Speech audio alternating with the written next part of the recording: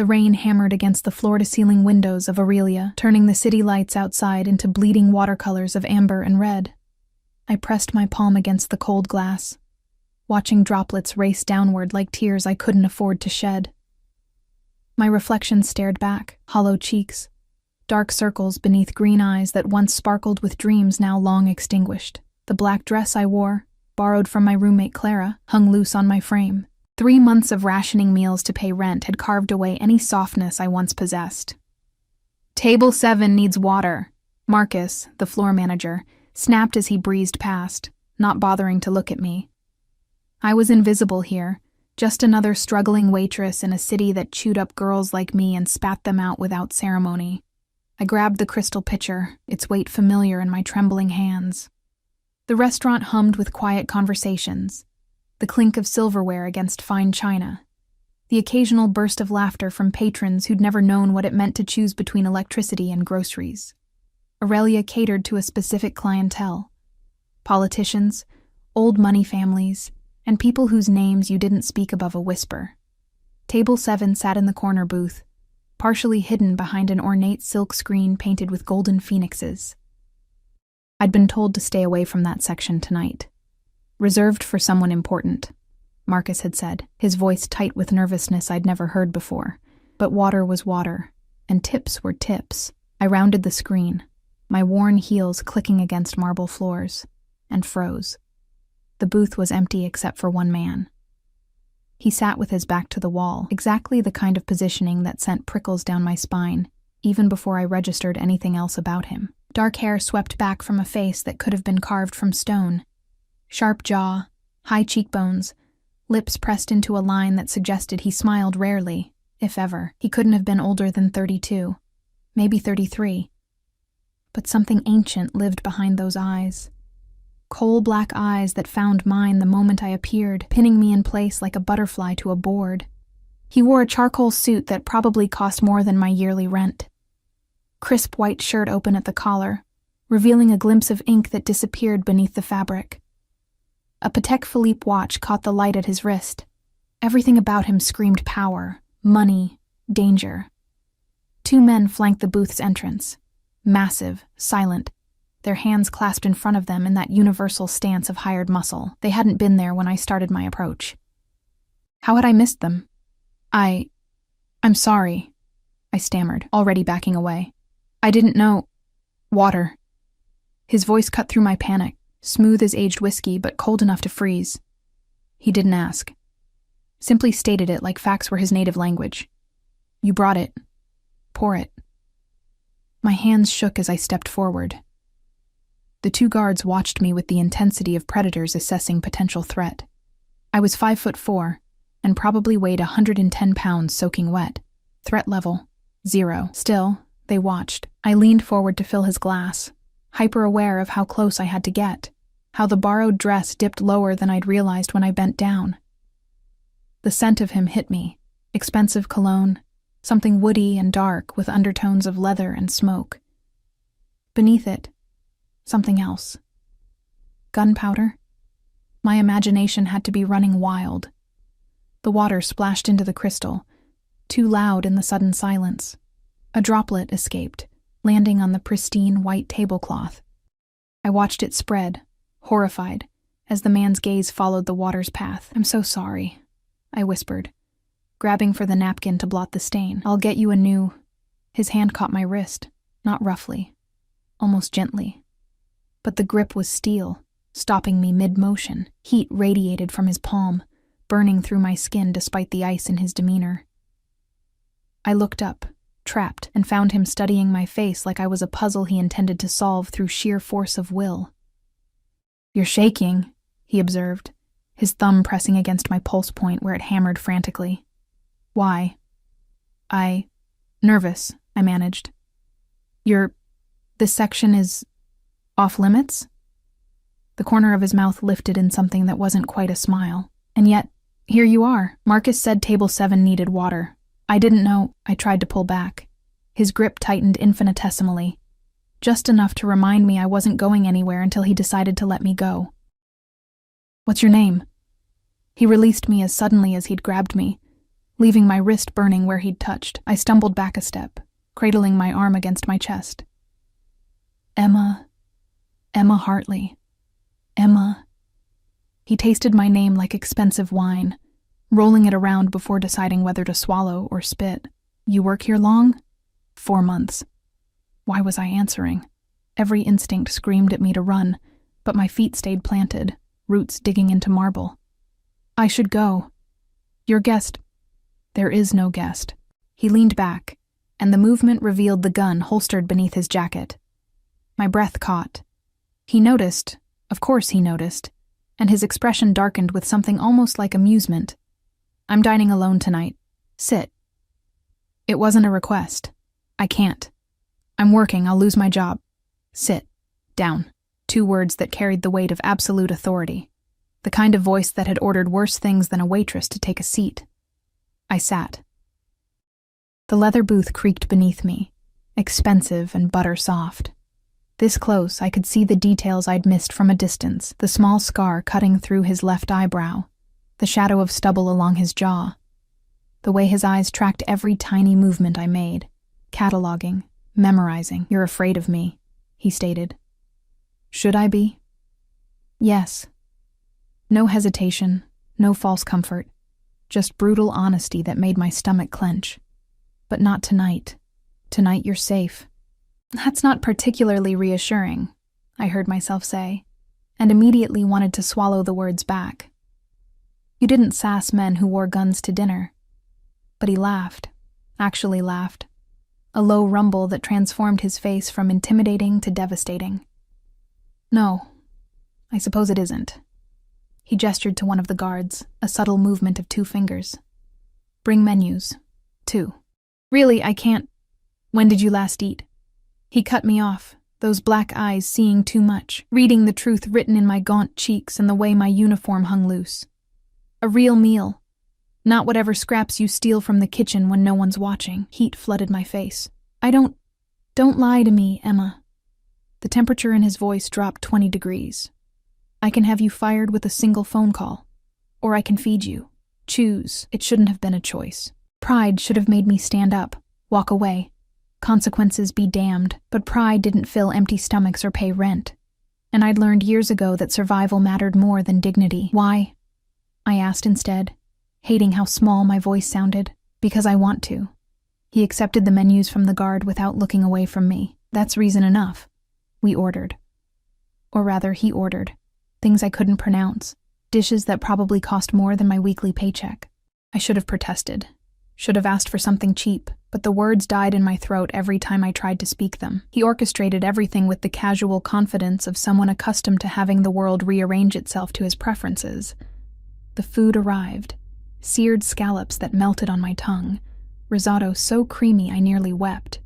Beef that dissolved like butter. I tried to eat slowly, to maintain some semblance of composure, but hunger won. I devoured everything, and he watched with an intensity that should have made me uncomfortable, but instead felt almost protective? No, that was insane. Men like him weren't protective, they were dangerous. Better? He asked when I finally set down my fork, the question surprisingly gentle. Yes, thank you, I meant it. I should probably... You're not going anywhere. He checked his watch, a casual gesture that somehow felt threatening. Your shift ends in 20 minutes. You'll wait here until then. How do you... I know everything about this restaurant, Emma, including your schedule, your bus route home, and the fact that you walk 3 blocks alone in the dark because you can't afford the fare all the way to your apartment. His expression hardened. That ends tonight. Fear spiked through the pleasant fullness in my stomach. What do you mean? I mean you'll accept a ride home. My driver will take you. I don't even know you. The protest sounded weak even to my own ears. Dante Moretti. He extended his hand across the table, a formal gesture that felt absurd given the circumstances. Now you know me. I stared at his outstretched hand. Dante Moretti. The name rang bells, distant alarm bells I couldn't quite place. Something I'd heard in whispered conversations, in news reports I'd half listened to while serving coffee at my morning diner job. Moretti. Oh God. The realization must have shown on my face because his expression shifted. That dangerous amusement returning. "You've heard of me." It wasn't a question, but I nodded anyway. The Moretti family controlled half the city's underground. Drugs, weapons, protection rackets. They were the boogeyman parents invoked to scare children into staying away from dark alleys. And their youngest, Don, the one who'd taken control after his father's death 3 years ago, was notorious for being twice as ruthless and 10 times more clever than the old guard. That man sat across from me, waiting for my reaction. "I should go," I whispered, sliding toward the edge of the booth. His hand caught mine on the table, large and warm, completely engulfing my smaller fingers. "Emma, breathe." I hadn't realized I'd stopped. Air rushed back into my lungs in a painful gasp. "Look at me." I did, helpless against the command in his voice. "I told you that you're safe tonight. I don't break my word. Ever. Do you understand?" "Why me?" The question burst out before I could stop it. "Why am I sitting here? Why are you—" Because the moment you walked around that screen, scared and shaking, trying so damn hard to be invisible, I knew. His thumb stroked across my knuckles, an absent gesture that sent electricity racing up my arm. "I knew you were going to change everything." "That's crazy," I breathed. "Yes," he agreed. "It is." Marcus appeared at the edge of our booth, his face pale and sweating despite the restaurant's perfect climate control. "Mr. Moretti, sir, I apologize for the interruption. The check." Dante didn't release my hand, didn't look away from my face. "And inform management that Miss Hartley will be leaving early tonight, with full pay." "Of course, sir." Right away, Marcus practically ran. "I don't understand what's happening," I said, the words tumbling out faster now, panic rising. "I came over to pour water, that's all. I should be clearing tables, not whatever this is." "This," Dante said, finally releasing my hand only to stand, buttoning his jacket in one fluid motion, "is the beginning of something inevitable." He gestured to his guards, who moved into flanking position immediately. Then he looked down at me, something dark and possessive flickering in those coal-black eyes. "Come. My driver is waiting. I haven't agreed. Emma." He leaned down, close enough that I could feel his breath against my ear, smell that intoxicating combination of cologne and danger. "You can walk out with me, safe and fed. Or you can take that bus alone through neighborhoods that are about to get significantly more dangerous. Your choice. But choose quickly." It wasn't really a choice at all. I stood on shaking legs, hyper-aware of how his hand settled on the small of my back, guiding me through the restaurant. Every eye in the place followed our procession. The infamous Dante Moretti and the nobody waitress. I could feel the weight of their stares, the speculation, the judgment.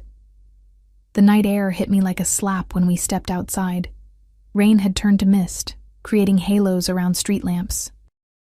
A black SUV waited at the curb, sleek and expensive, windows tinted so dark I couldn't see inside. Another man stood by the rear door, tall, broad-shouldered, with a scar running down his left cheek. "This is Marco," Dante said. "My head of security. He'll drive you home tonight." "And you?" The question escaped before I could stop it. Something flickered in his expression, there and gone too fast to identify. "I have business to attend to, but Emma." He caught my chin, tilting my face up to meet his gaze.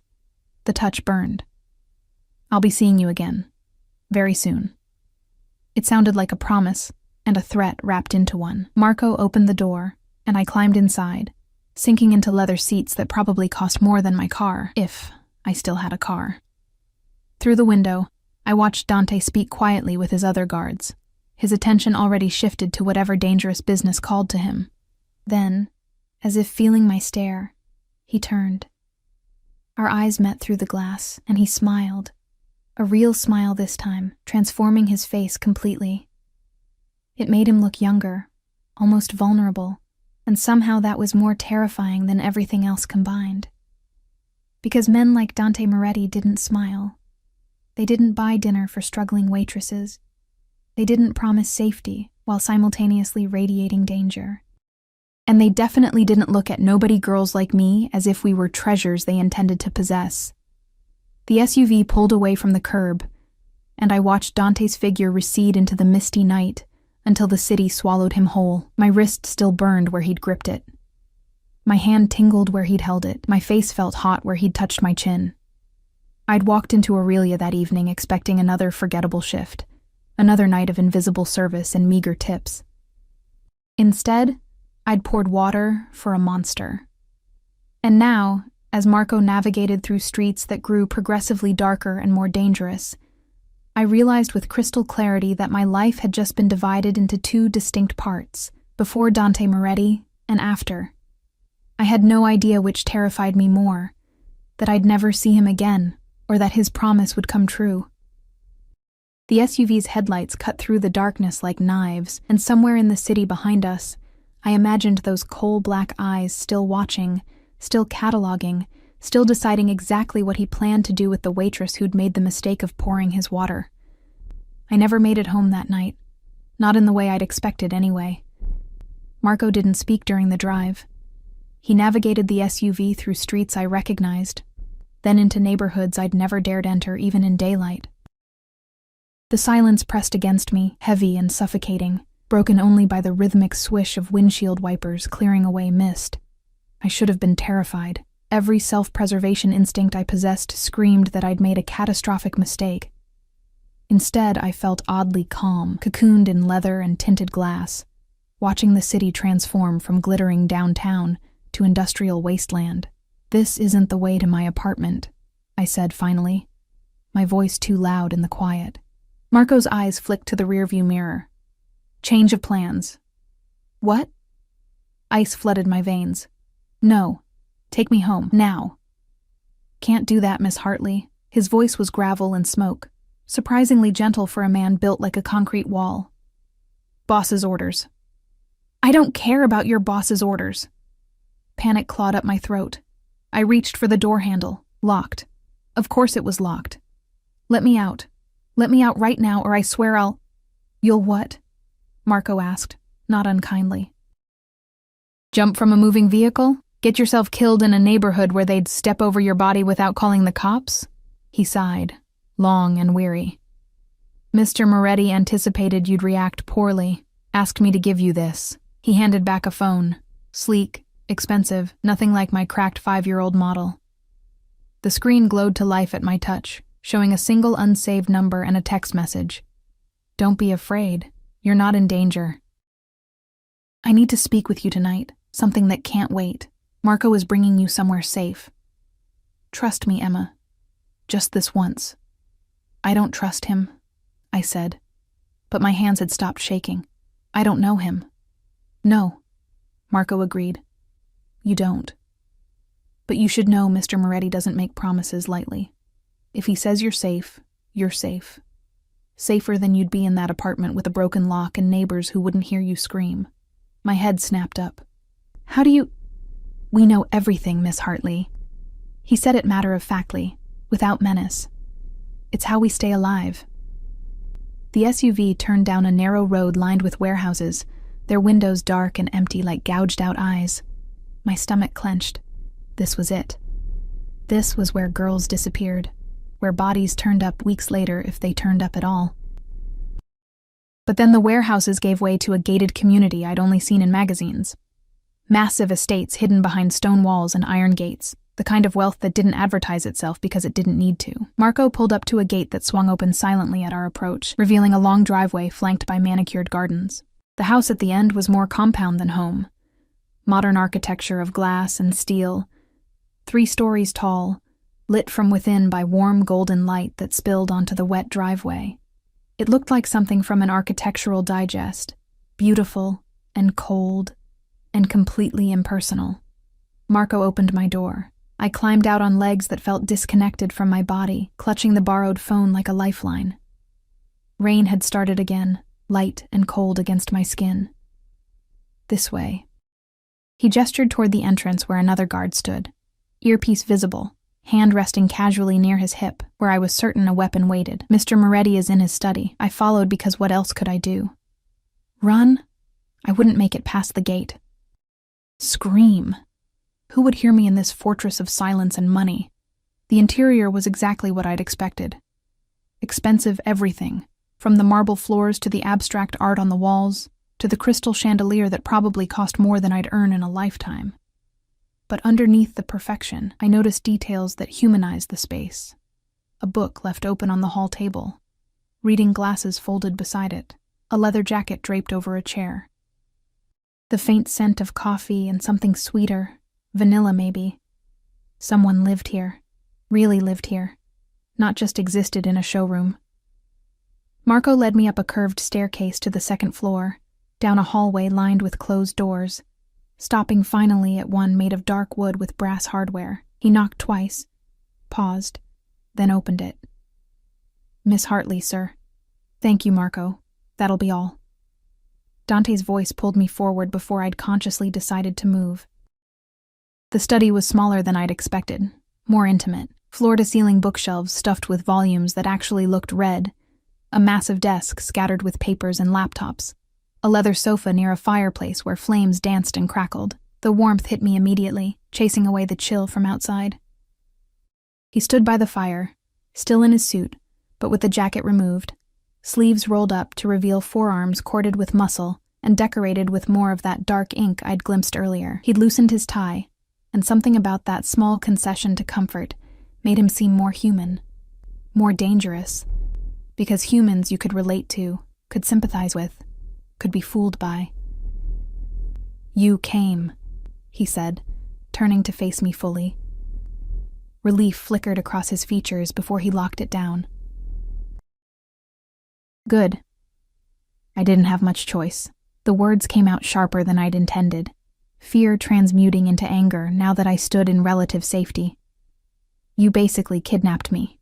I gave you a ride." He moved to a sidebar, poured amber liquid into 2 glasses. "There's a difference. You had your driver bring me to your home against my will. That's kidnapping. Technically, you agreed to accept transportation." He offered me one of the glasses. When I didn't take it, he set it on the desk. "But I understand your anger. It wasn't my intention to frighten you." "Then what was your intention?" I demanded, wrapping my arms around myself. The borrowed dress suddenly felt too thin, too revealing, too everything. "Why am I here?" Dante studied me for a long moment, and I saw calculation behind those black eyes, weighing exactly how much truth to share. "Because 4 hours ago someone tried to kill me." The words hung in the air between us, impossible and perfectly believable all at once. "What does that have to do with me?" My voice sounded steadier than I felt. "Everything." He drained his glass in one swallow, set it down with controlled precision. "The attempt happened at Aurelia. They poisoned the wine I'd ordered. Good vintage, hard to trace. If I'd been dining with my usual associates, if I'd been distracted..." He trailed off, jaw tightening. "But I wasn't distracted. I was watching you." My heart hammered against my ribs. So I sent the wine back, ordered water instead." His gaze locked onto mine, intense enough to burn. "You brought that water, Emma. You served me. Anyone watching would have seen us together, would have seen me speak to you, touch you, feed you." Understanding crashed over me like ice water. "They think I'm important to you, yes." No hesitation, no comfort. Just brutal truth, which means you're in danger. The kind that doesn't end with a warning. Serious danger. I sank onto the sofa before my legs gave out. The leather was cool against my bare thighs, grounding me in reality, even as the world tilted sideways. "This is insane. I'm nobody. I'm a waitress. I'm not part of your world. You are now." He crouched in front of me, bringing us eye level, close enough that I could see flecks of bronze in those coal-black irises. "The moment we were seen together, you became a target. I won't apologize for that because I'm not sorry. But I will keep you safe. By bringing me here, by making me disappear." Hysteria bubbled up in my throat. "My roommate will call the police. People will look for me.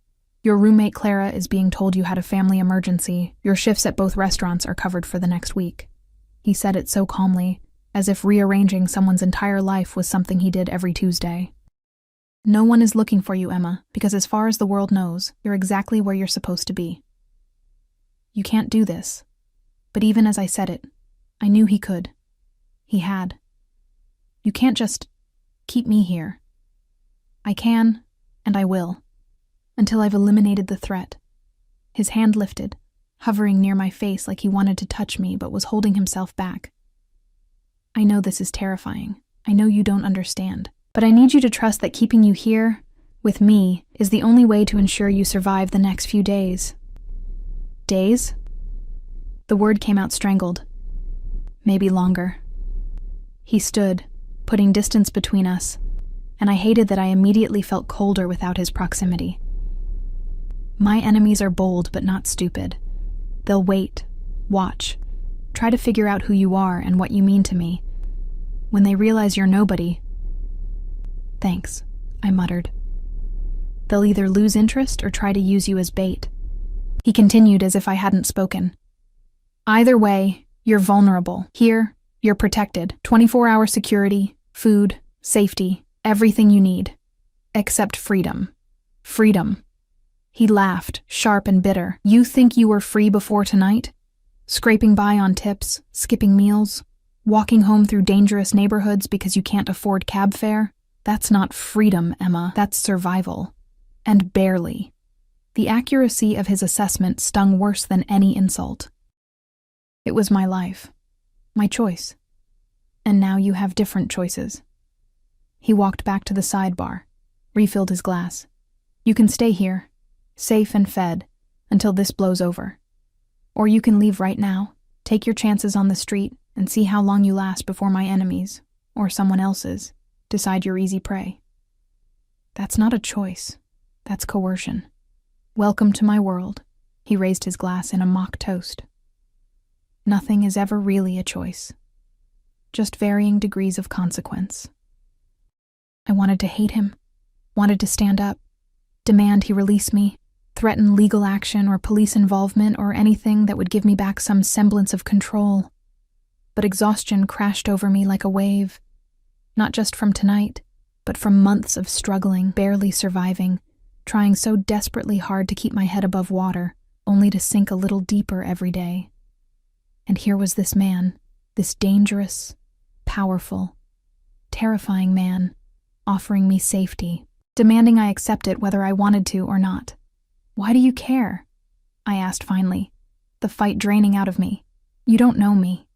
Why go through all this trouble for a waitress you met once? Dante was quiet for so long I thought he wouldn't answer. Then, I don't know. He said it softly, almost to himself. I saw you through that screen, and something in my chest just stopped. Reset. Like my entire world had been waiting for that exact moment. He looked at me, and the vulnerability in his expression made my breath catch. I can't explain it rationally. I've built an empire on logic and calculation. But this? You? There's no logic here. Just certainty. Certainty of what? That you're mine to protect now. The possessiveness in his voice should have terrified me. Instead, it sent heat pooling low in my belly. Whether you accept it or not, whether you fight me or surrender, the outcome is the same. You belong under my protection, and I will burn down anyone who tries to take you from me. The fireplace crackled, filling the silence that followed his declaration. I should have been planning escape routes, memorizing the house layout, figuring out how to contact authorities. Instead, I found myself studying the way firelight painted shadows across his face, highlighting the sharp angles and that jagged scar through his eyebrow. I need to call my roommate, I said finally. She'll worry. Tomorrow. He set his glass down, rolled his shoulders like he carried the weight of mountains. It's late. You're exhausted. Marco will show you to your room. It has everything you need, including clothes that should fit. Sleep, Emma. We'll discuss details in the morning. Just like that? You give orders and expect me to follow? Yes. No apology, no pretense. That's exactly what I expect. He moved toward the door, but I stood, blocking his path. Up close like this, I had to tilt my head back to meet his eyes. He towered over me, all controlled power and barely leashed danger, and something reckless inside me decided to push. What if I refuse? What if I make this difficult? His hand came up, fingers curling under my chin, tilting my face up further. His thumb brushed across my lower lip, featherlight, setting every nerve ending on fire. Then you make it difficult, he murmured, his voice dropping to gravel. Fight me, Emma. Resist. I'll enjoy watching you try. You're insane, I breathed. But I didn't pull away. Probably. His smile was all teeth and shadows. But you're safe. And tonight, that's all that matters. He stepped around me, called for Marco, and just like that, the moment shattered. I was ushered down more hallways, up another flight of stairs, into a bedroom that looked like something from a luxury hotel. King-sized bed with Egyptian cotton sheets, attached bathroom with a tub big enough to swim in, walk-in closet stocked with clothes in exactly my size. How? I asked Marco, gesturing at the closet. Mr. Moretti is thorough, was all he said. There's food in the mini fridge if you're hungry. Don't try the windows. They're alarmed. Don't try the door after I leave. It locks automatically. Any problems, press the call button by the bed. Someone will come immediately. I'm a prisoner, I stated flatly. You're protected, Marco corrected. There's a difference. Sleep well, Miss Hartley. The door closed with a soft click. I stood alone in luxury that felt like a cage, surrounded by expensive things I'd never asked for. Safety I hadn't wanted but desperately needed. I should have been planning escape. Instead, I drew a bath, sank into water hot enough to sting, and tried to process the fact that my entire life had changed in the span of hours. Dante Moretti, crime lord, killer, monster by reputation, had decided I was his to protect. And the most terrifying part? Some small, desperate part of me was grateful. I'd been drowning for so long, struggling to keep my head above water. One bad day away from complete collapse. Now someone had thrown me a life preserver, even if that someone was exactly the kind of man I should have been running from. The water grew cold around me. I climbed out, dried off with towels softer than anything I'd ever owned, and found pajamas laid out on the bed. Silk, expensive, perfectly my size. Of course they were. I slipped between sheets that felt like clouds and stared at the ceiling, listening to the rain against windows I couldn't open. In a house I couldn't leave, under the protection of a man who'd looked at me like I was treasure worth killing for. Sleep should have been impossible, but exhaustion won, pulling me under into dreams of coal black eyes and promises whispered in the dark. Of danger and safety wrapped so tightly together, I couldn't tell where one ended and the other began. Somewhere in the house below, Dante Moretti planned his next move in whatever deadly game he played, and I was a piece on his board now, whether I'd agreed to play or not. The last thought I had before unconsciousness claimed me completely was simple and damning. I didn't want to leave. Morning light filtered through sheer curtains I didn't remember closing, painting the unfamiliar room in shades of gold and cream. For one disoriented moment, I forgot where I was. Then reality crashed back. The restaurant, Dante, the ride through rain-soaked streets to this gilded prison. I sat up, my body protesting. The silk pajamas had twisted around me during the night, and my hair hung in tangled waves down my back. The clock on the nightstand read 9:47 a.m. I'd slept nearly 12 hours, the kind of deep, dreamless sleep I hadn't experienced in months. Maybe years. A soft knock interrupted my thoughts. "Miss Hartley?" A woman's voice, accented and warm. "May I come in?" I pulled the sheets higher. "Yes?" The door opened to reveal a woman in her 50s, silver threading through dark hair pulled into a neat bun. She wore simple black pants and a white blouse, carried a tray that smelled like heaven, coffee, fresh bread, something sweet and buttery. "Good morning. I'm Teresa, Mr. Moretti's housekeeper." She set the tray on the desk near the window, began opening curtains properly. Sunlight flooded the room, revealing details I'd missed in last night's exhaustion. Crown molding, hardwood floors, fresh flowers in a crystal vase. "I've brought breakfast. Mr. Moretti asked that you join him in the garden when you're ready, but there's no rush. Take your time." "The garden?" I echoed stupidly. "Yes, miss. Through the kitchen, out the back." She smiled, and the expression softened her entire face. "You'll find clothes in the closet. Everything should fit. If you need anything at all, just press the call button." She left before I could formulate questions, closing the door with the same soft click as last night. I stared at the breakfast tray, fresh croissants, fruit cut into perfect pieces, coffee in a delicate china cup with real cream. My stomach growled traitorously. I ate. God help me, I devoured every bite, savoring tastes I'd denied myself for so long. The coffee was perfect, hot and strong, and exactly how I liked it. How did he know? How could he possibly know? Because he knows everything about you. A voice whispered in my head, "He's made it his business to know." The thought should have been terrifying. Instead, it sent a shiver down my spine that had nothing to do with fear. I showered in the palatial bathroom, used products that probably cost more than my monthly grocery budget, and tried not to think about how good it felt to be clean and warm and full. The closet offered dozens of options. Designer labels I recognized from magazines. Everything still tagged and in my exact size. I chose jeans that fit like they'd been tailored for me, a soft cashmere sweater in deep green, and boots that were broken in enough to be comfortable, but new enough to lack any real wear.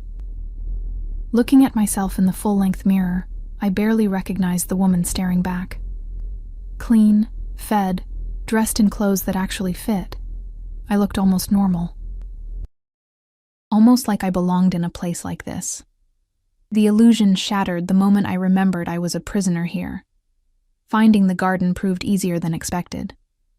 The house revealed itself gradually as I descended stairs and wandered hallways, more lived in than I'd thought, with personal touches scattered throughout.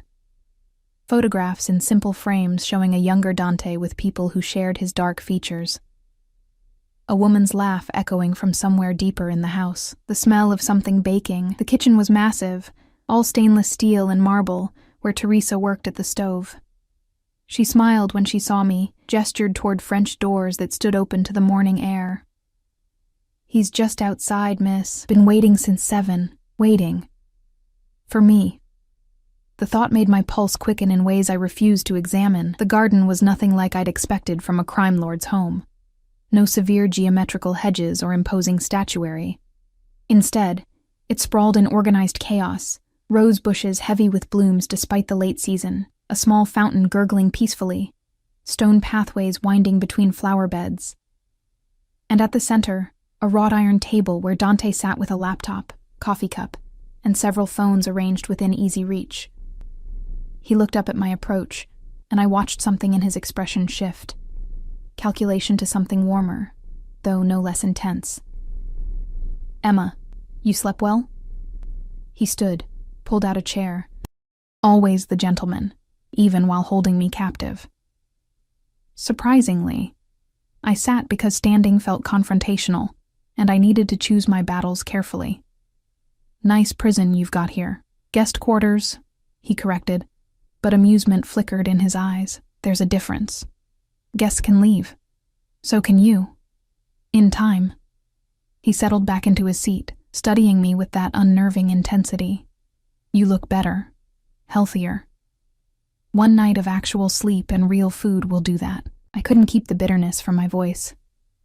"Must be nice. Being able to afford basic necessities. It is." No apology, no false modesty. "Which is why I intend to ensure you never lack them again. I don't need a savior." "No," he agreed. "You need protection. There's a difference." He pushed one of the phones toward me. "Your roommate called 3 times this morning. I think you should speak with her." I grabbed the phone like a lifeline, Clara's name glowing on the screen. My finger hovered over the call button, then stopped. "You're listening, aren't you? To whatever I say?" "Yes." Again, that brutal honesty. "But I won't interfere unless you say something foolish like your actual location or a request for help. Clara thinks you're staying with an aunt in Connecticut who's recovering from surgery. Keep the story consistent. I don't have an aunt in Connecticut. You do now."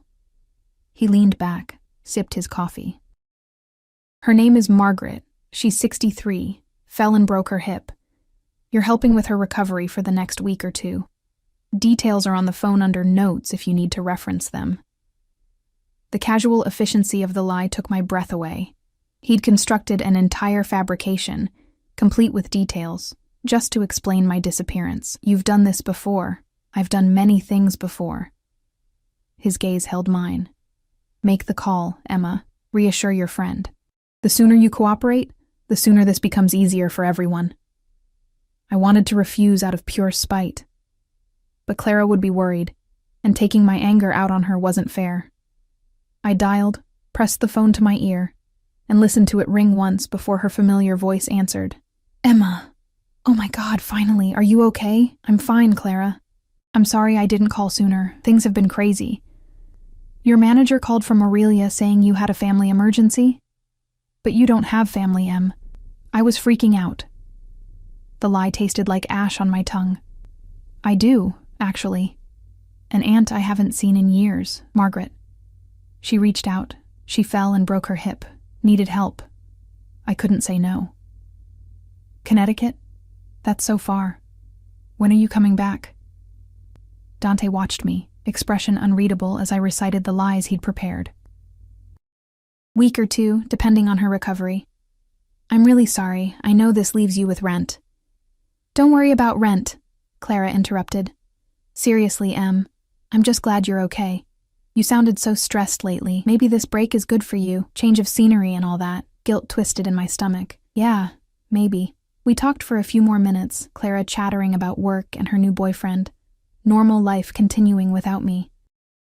When we finally hung up, I set the phone down carefully, fighting the urge to throw it across the garden.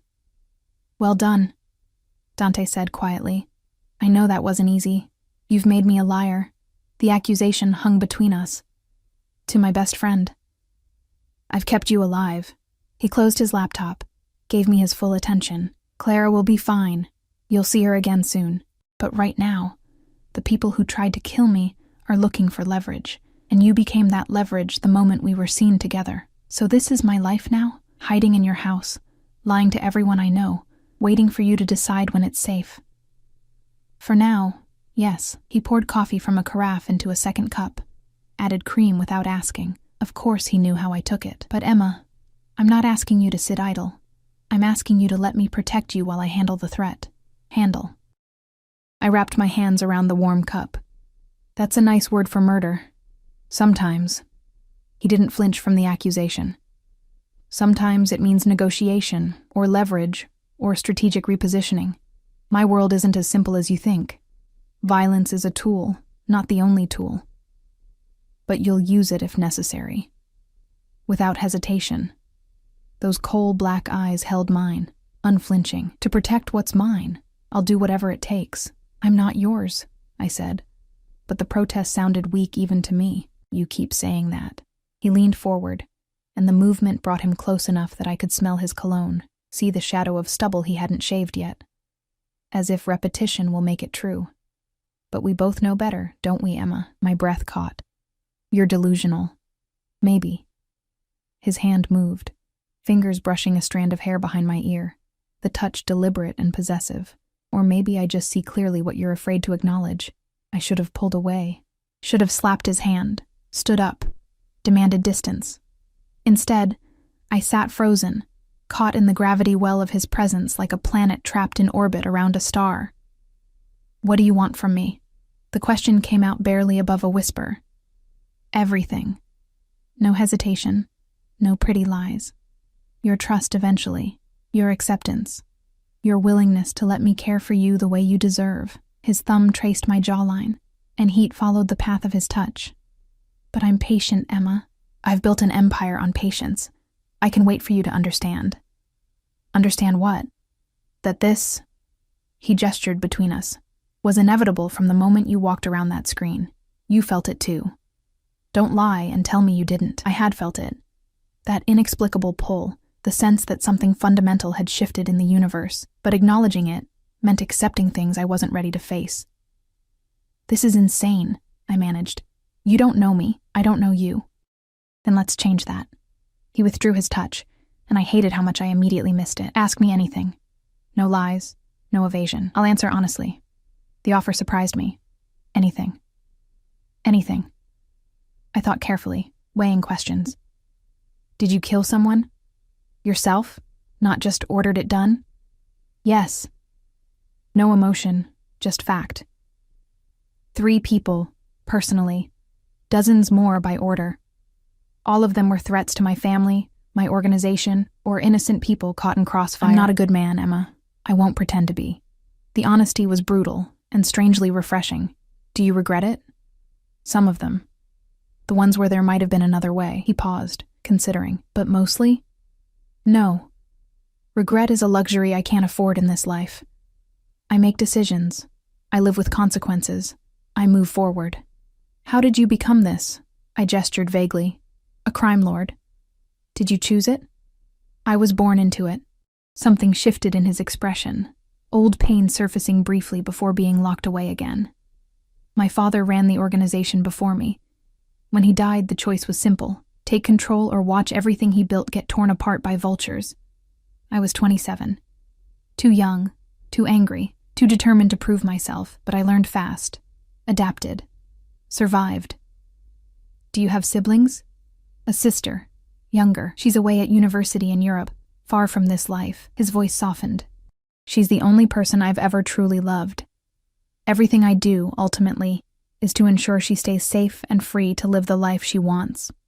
The admission cracked something open in my chest. He wasn't just a monster. He was a man trying to protect someone he loved, even if his methods were extreme. My turn, he said, before I could ask another question. Why were you working 3 jobs? What are you running from? Fair was fair. Debt. My mom got sick when I was 19, cancer. I dropped out of college to take care of her, used up my savings, maxed out credit cards trying to afford treatment. She died anyway, 6 months later, and left me with nothing but medical bills and an apartment lease I couldn't break. I've been playing catch-up ever since. Understanding flickered in his eyes. No other family? None. It was always just us. The old ache settled in my chest, familiar as breathing. I'm alone. Not anymore. He said it with such finality that arguing seemed pointless. Those debts, they're handled. My head snapped up. What? Your medical debt? Credit cards, student loans, all of it. Paid in full as of this morning. He said it casually, like he'd bought me coffee instead of erasing years of financial burden. You're free of it, Emma. No more drowning. No more choosing between food and electricity. It's done. Shock rendered me temporarily speechless. Then anger flooded in to fill the void. You had no right. That was my responsibility, my burden to carry, and now it's not. He stood, moved around the table to crouch beside my chair, forcing me to meet his eyes. I won't apologize for helping you, for taking away the weight that's been crushing you. You're under my protection now, which means I protect you from everything, including the consequences of an unjust system that profited from your grief. I don't want to owe you. You don't owe me anything. His hands framed my face, holding me gently but inexorably. This isn't a transaction, Emma. I'm not keeping score. I'm taking care of what's mine, the way I should, the way you deserve. Let me. Tears burned behind my eyes, hot and unwelcome. No one had taken care of me in so long. No one had even tried. I'd been alone, struggling, fighting just to survive. And here was this dangerous man offering me everything I desperately needed, but been too proud to ask for. Why? The word broke on a sob I couldn't quite suppress. Why me? I'm nobody special. I'm just, you're everything. He said it with such conviction that I almost believed him. I can't explain it rationally. I just know that the moment I saw you, something in me recognized something in you. Like we've been circling each other our entire lives, waiting for the right moment to collide. That's not real, I whispered. But my hands had come up to grip his wrists, holding him in place rather than pushing him away. That's not how the world works. My world operates on different rules. His thumbs brushed away tears I hadn't realized had fallen. In my world, when I find something rare and precious, I claim it. I protect it. I'd burn down the entire city before I let anything happen to it. The possessiveness should have been terrifying. Instead, it felt like safety, like someone finally giving a damn whether I lived or died. I was so tired of fighting alone, so exhausted from years of barely surviving. And here was someone strong enough to carry the weight for both of us, if I'd just let him. I don't know how to do this, I admitted. The words scraped raw from somewhere deep inside. I don't know how to let someone take care of me. Then I'll teach you, He pressed his forehead to mine, and the gesture was unexpectedly tender from a man who'd admitted to killing without remorse. "One day at a time, Emma. You don't have to decide everything right now. Just stay, be safe. Let me handle the threats. The rest we'll figure out together." A phone buzzed. One of his, always within reach. He checked it, and I watched his expression shutter closed, the tender man disappearing behind the crime lord's mask. "I have to deal with something," he said, standing. "Stay in the house today. Marco will be nearby if you need anything. We'll have dinner together tonight. I want to hear more about you, the real you, not just the circumstances that brought you here." "Dante." I stopped him before he could leave. "Those people who tried to kill you. When will you know if I'm safe?" His smile was all teeth and shadows, the predator emerging.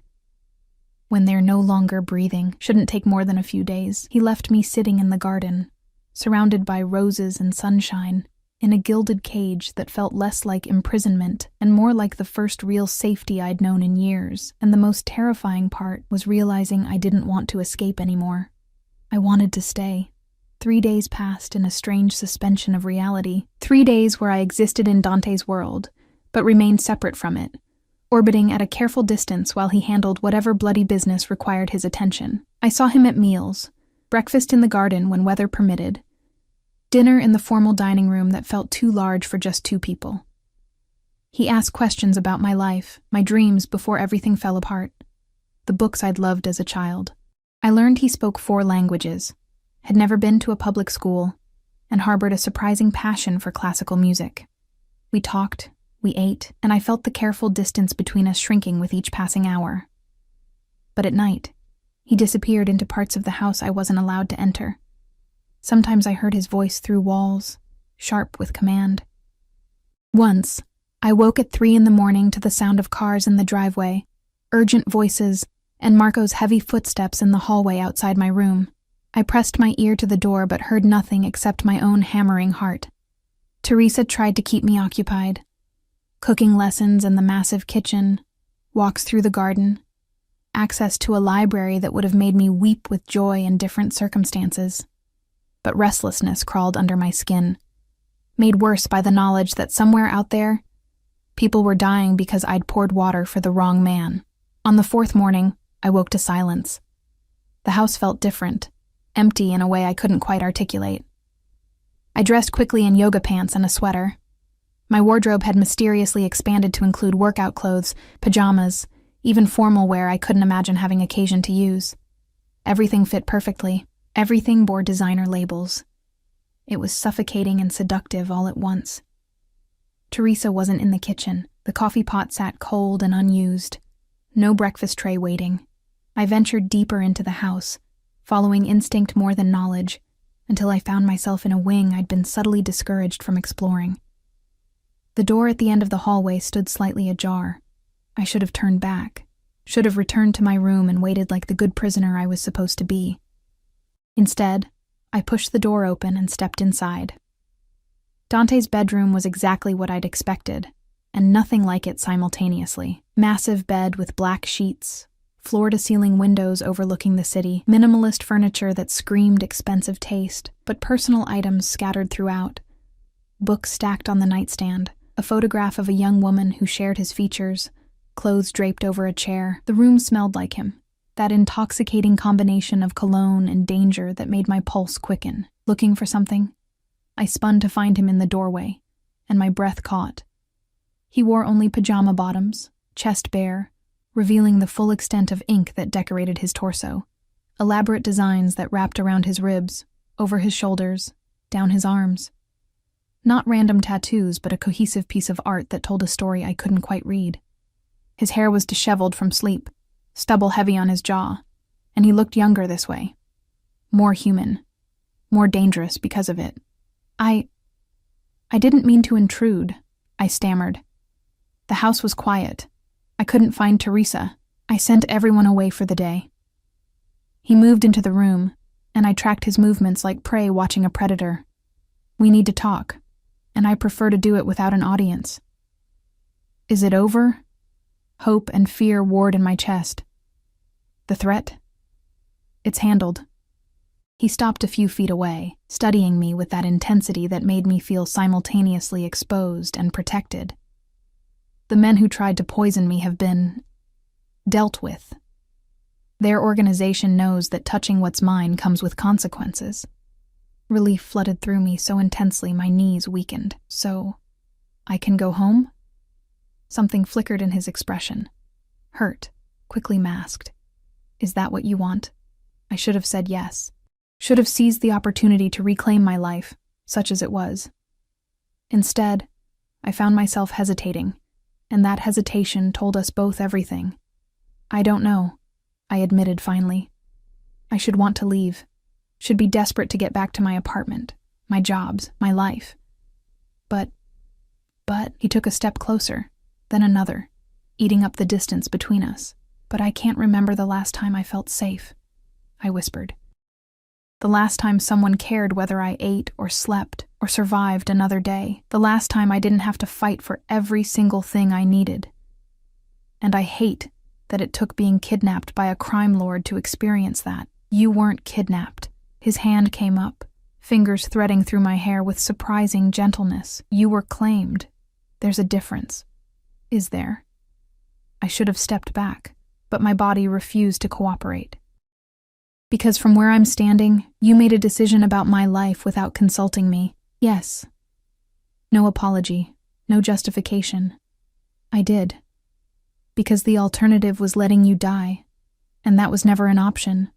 Not from the moment you walked around that screen, shaking and scared and trying so hard to be invisible. Why? The question I'd asked before, but this time demanding a real answer. Don't give me some line about fate or destiny. Tell me the truth. He was quiet for a long moment, and I watched emotions flicker across his face. Calculation, vulnerability, determination. When he finally spoke, his voice was raw in a way I'd never heard. My mother, he said quietly. You remind me of her, not in appearance, but in spirit. She was always kind, always trying to take care of everyone even when she had nothing herself. My father's world destroyed her slowly. The violence, the fear, the constant danger. She died when I was 16, killed by men trying to get to him. I found her body. My hand went to my mouth, horror flooding through me. I swore I'd never let that happen again. He continued, his gaze distant, lost in memory.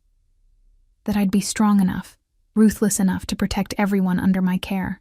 My sister got out, got away to a normal life. But when I saw you, struggling, vulnerable, one bad break away from disaster, something in me just knew. Knew I had to protect you the way I couldn't protect her. I'm not your mother, I said softly. I'm not your responsibility, no. His focus snapped back to me, and the intensity in those coal black eyes made my breath catch. You're not. You're something else entirely, something I didn't know I was looking for until I found it. Dante, I'm in love with you. The words fell between us like stones into still water, creating ripples that would change everything. I know it's insane. I know we barely know each other, but I've spent my entire adult life reading people, understanding motivations, seeing through lies and manipulations. And when I look at you, I see home, safety. Everything I've never allowed myself to want because wanting things makes you vulnerable. My heart hammered against my ribs so hard I thought it might break free. You can't love me. You don't know me. I know you're kind even when the world has given you every reason to be cruel. I know you go hungry so you can pay your bills on time because your word matters to you. I know you loved your mother enough to sacrifice your entire future trying to save her. I know you're scared right now, but standing here anyway because you're braver than you think.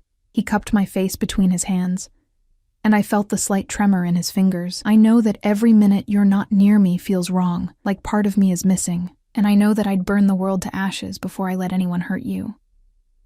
That's not love, I whispered, but tears were streaming down my face. That's obsession. Maybe it's both. His thumbs brushed away my tears. Maybe in my world they're the same thing. But Emma, I'm giving you a choice now.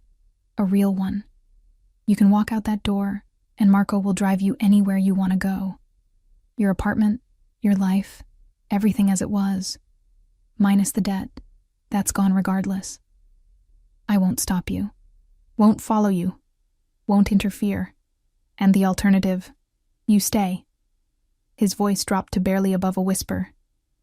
You stay here with me, and let me show you what it means to be treasured. Protected.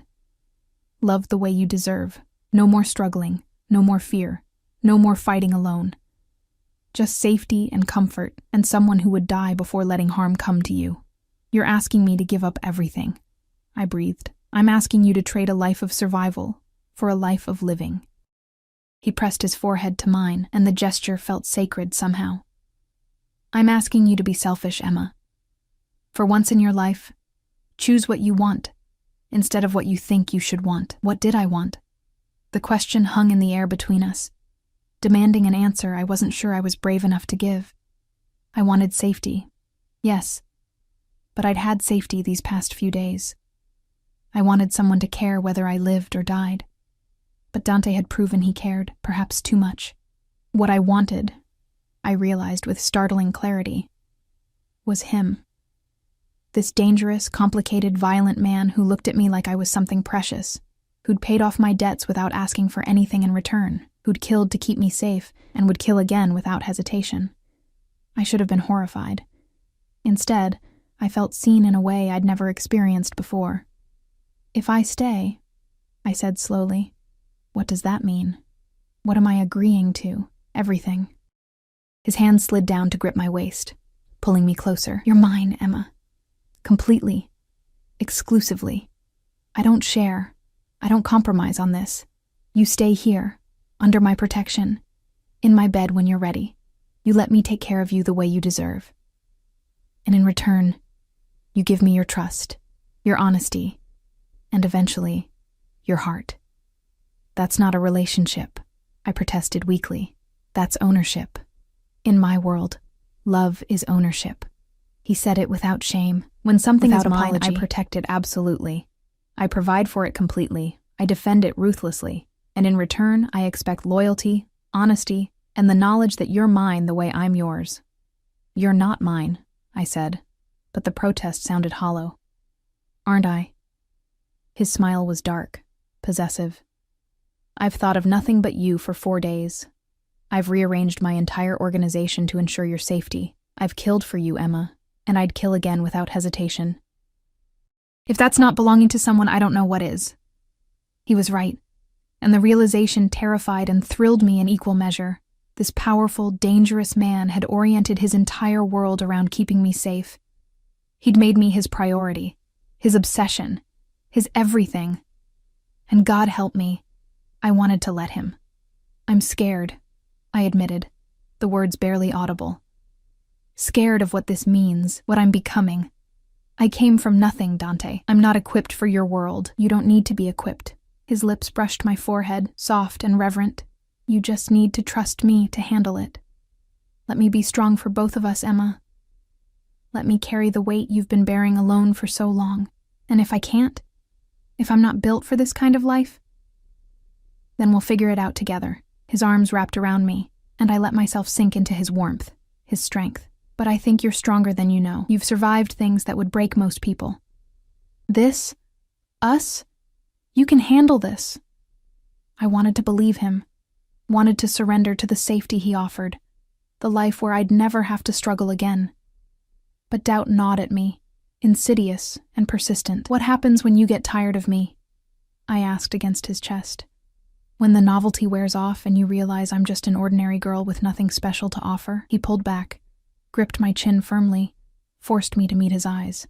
Listen to me very carefully, Emma. I have never wanted anything in my life the way I want you, and what I want, I keep.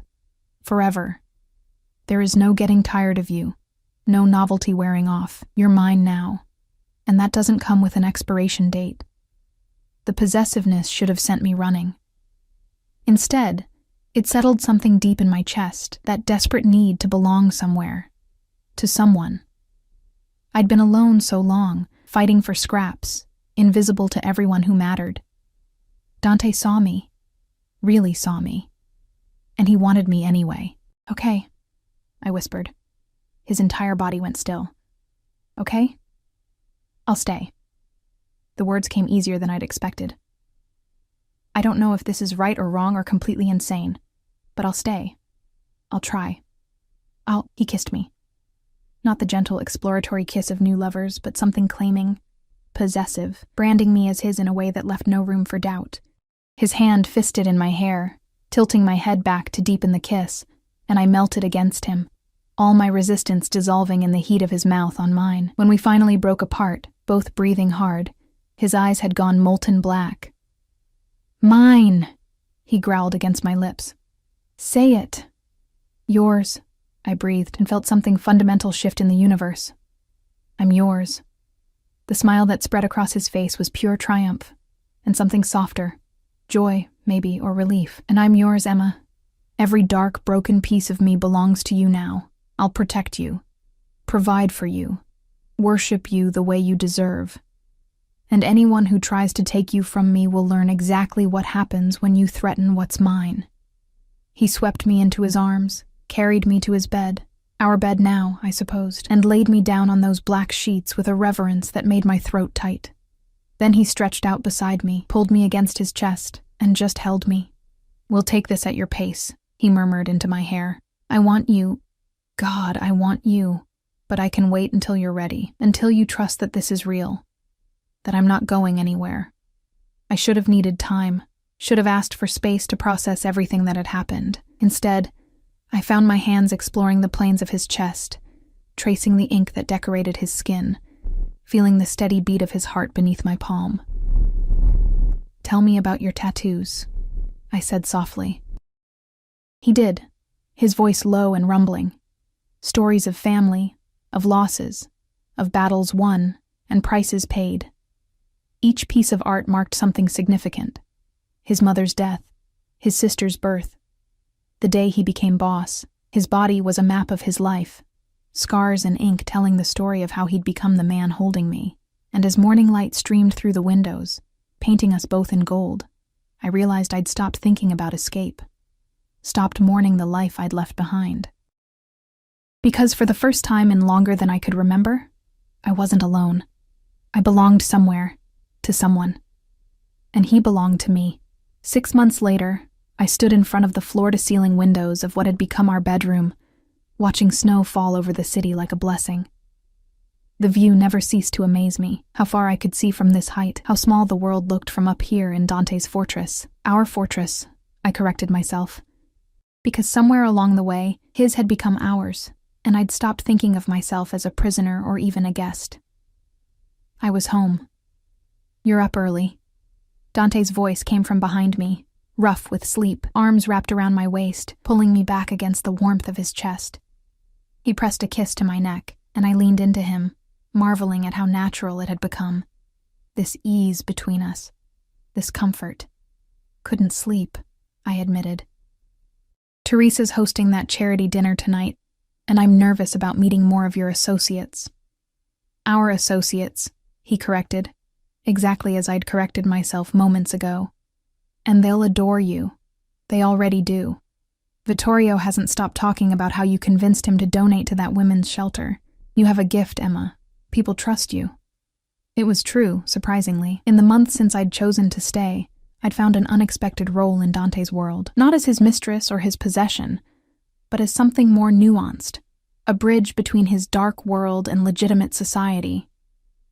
The charities I'd suggested we support, the community programs I'd helped establish, the scholarships we'd funded for kids from neighborhoods like the ones I'd grown up in. Dante's money, directed by my conscience, had started making real differences in people's lives. It felt like redemption, somehow. Like I was balancing the scales for the violence that funded our lifestyle. "I got a letter yesterday," I said softly. "From Clara." I felt him tense slightly. Clara had been the hardest part of my new life. Explaining my relationship with Dante, helping her understand why I'd chosen to stay. She'd been angry at first, convinced I'd been brainwashed or coerced. It had taken months of careful conversation, of letting her see that I was genuinely happy, before she'd begun to accept my choice. "What did she say?" "She's engaged, getting married next spring." I turned in his arms, looked up at him. "She wants me to be her maid of honor." Something complicated flickered in his expression. And you want to go. She's my best friend, Dante. My only real friend from before. I have to be there for her. I know. He cupped my face, thumbs stroking my cheekbones. We'll make it work. Extra security, careful planning. You'll be at her wedding, Emma, I promise. The easy capitulation surprised me, though it probably shouldn't have. Over the past 6 months, Dante had proven time and again that my happiness mattered to him as much as my safety. When I'd expressed interest in returning to school, he'd arranged for private tutors. When I'd mentioned missing my mother's favorite restaurant, he'd bought it and ensured it stayed exactly as I remembered. When I'd cried about my mother's grave being neglected, he'd hired a service to maintain it weekly and had commissioned a beautiful headstone to replace the simple marker I'd been able to afford. Every desire I expressed, he fulfilled. Every need I had, he anticipated. It should have felt suffocating. Instead, it felt like being cherished. I love you, I said. The words coming easily now. It had taken weeks before I'd been able to say them, terrified of the vulnerability they represented. But Dante had been patient, showing me through actions what his words declared, that his love was steady, unwavering, absolute. And I love you, he replied, like he always did. More than I thought possible, more than is probably healthy, I laughed, rising on my toes to kiss him. Definitely not healthy, but I wouldn't change it. My phone buzzed on the nightstand. The expensive one Dante had given me to replace my ancient model. I grabbed it, smiling at the message from Teresa reminding me about our lunch plans. She'd become something like a mother figure to me, filling a void I hadn't realized I still carried. I need to get ready, I said reluctantly. Meeting Teresa at noon, then that appointment with the wedding planner. Wedding planner? Dante's voice was carefully neutral. I froze. We'd been dancing around the subject for weeks now. The natural progression of our relationship, what it meant, where it was heading. Dante had made his intentions clear from the beginning, but I'd been hesitant to formalize what we had, afraid somehow that marriage would break the spell. For Clara's wedding, I clarified, watching him carefully. She wants help planning. Ah. Disappointment flickered across his face, quickly masked. Of course. I bit my lip, weighing my next words carefully, though I suppose I should start thinking about my own wedding. Eventually. His entire body went still. Emma? I'm not saying now, I continued quickly. I'm not ready yet. But someday, when I finish school, when I feel more secure in this world, someday I'd like to be your wife, Dante. Officially. Not just in practice. The smile that spread across his face was pure sunshine, transforming him from the dangerous crime lord to the man I loved. He pulled me close, buried his face in my hair. Whenever you're ready, he said, voice rough with emotion. A year from now, 5 years from now, 10. I'll wait forever if that's what you need. Not forever, I promised, just a little while longer. He kissed me then, deep and claiming, and I lost myself in it the way I always did. In 6 months, the hunger between us hadn't diminished. If anything, it had grown stronger. Every touch still felt electric. Every kiss still made my heart race.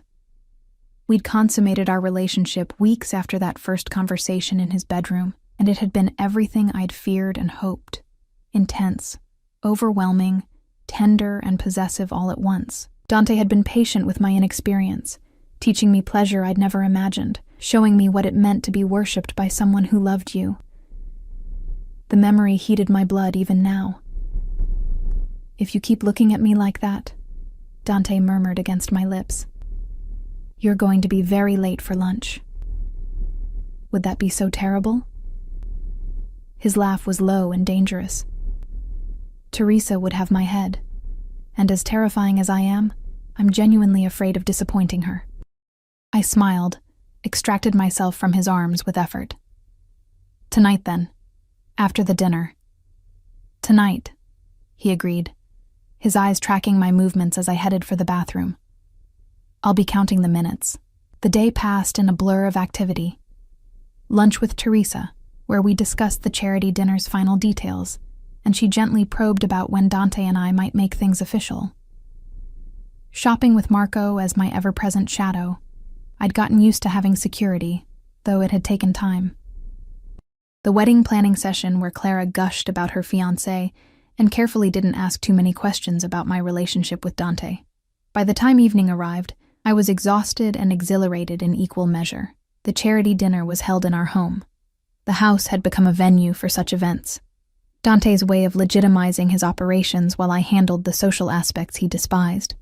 I wore a dress he'd had custom-made, deep emerald green that matched my eyes, and watched him work the room with the same efficiency he brought to everything. But his eyes kept finding mine across the crowd, checking on me, making sure I was comfortable. And every time our gazes met, I felt that same spark that had ignited the moment I'd poured his water 6 months ago. Had it really only been 6 months? It felt like a lifetime. Like the struggling waitress I'd been was someone else entirely, a ghost from a past that no longer haunted me. "You look happy." Vittorio appeared at my elbow, one of Dante's oldest associates and the first to truly accept me. "It's good to see. The boss, he's different with you. Softer." "He's not soft," I protested but smiled. "No," Vittorio agreed. "But he's happy. And in our world, happiness is rare enough to be precious. You're good for him, Emma. Don't let anyone tell you different." The words warmed me more than I'd expected. Acceptance in Dante's world hadn't come easily. There were still those who saw me as a weakness, a liability. But slowly I'd proven I could hold my own, that I understood the rules even if I didn't always agree with them. The dinner wound down around midnight. Guests departed with promises to support our causes, and I watched Dante work his magic, extracting commitments, building alliances, all while maintaining the facade of sophisticated society. He was brilliant at it. Dangerous and calculating, and absolutely brilliant. "Tired?" he asked once we were finally alone, the house quiet except for the cleanup crew Teresa supervised. "Exhausted," I admitted, "but happy. It went well, didn't it?" "Better than well. We raised 3 times our target." He pulled me close, and I rested my head against his chest, listening to the steady beat of his heart. "You're a natural at this, Emma. The way you charmed Castellano into doubling his donation, I'm impressed."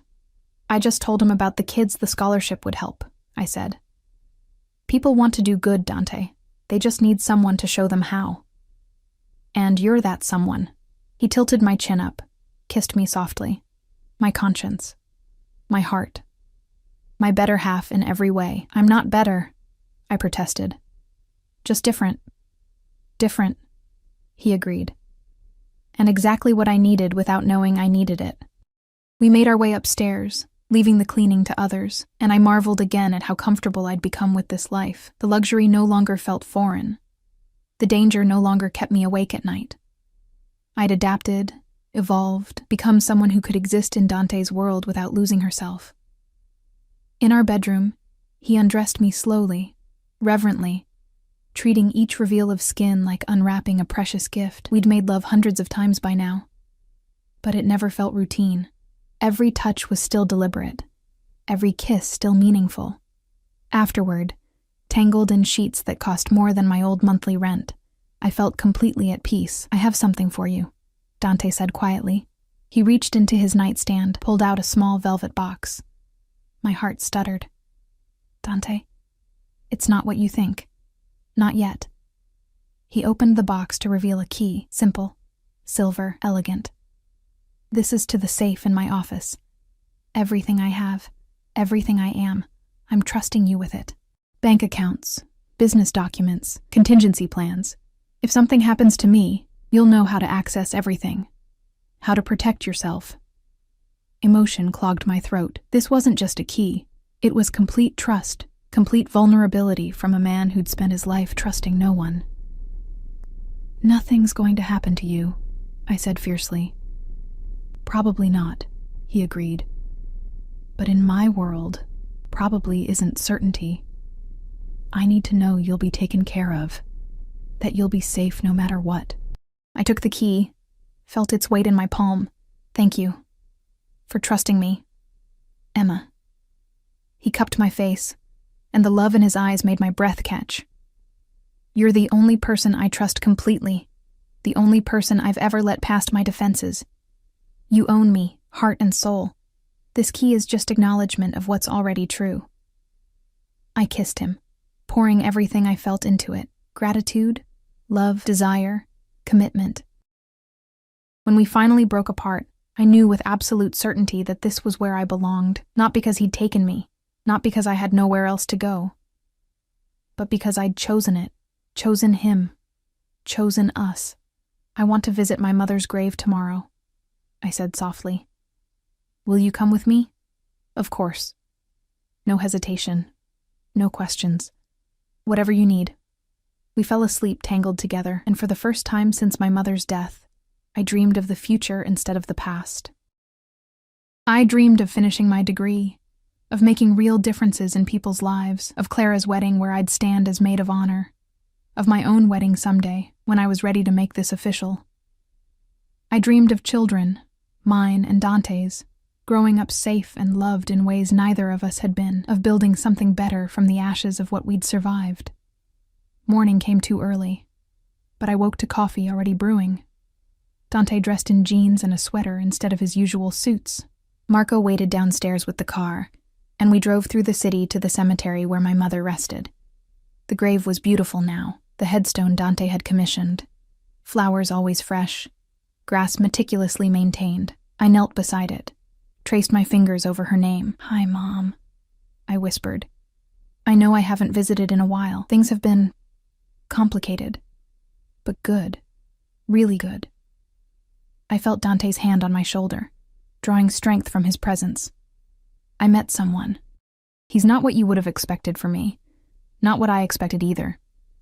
But he loves me, Mom, really loves me, and he takes care of me the way you always wanted someone to. Dante knelt beside me, silent and supportive. I leaned against him, grateful for his warmth. I'm happy, I continued. For the first time since you died, I'm genuinely happy. I'm going back to school. I'm helping people. I'm building a life worth living. I think you'd be proud of me. I hope you would be. We stayed for a while, until the cold drove us back to the car.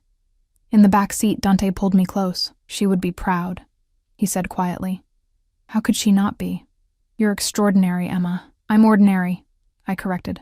I just got lucky. No, his arms tightened around me. I'm the one who got lucky. The night you walked around that screen, my entire world changed.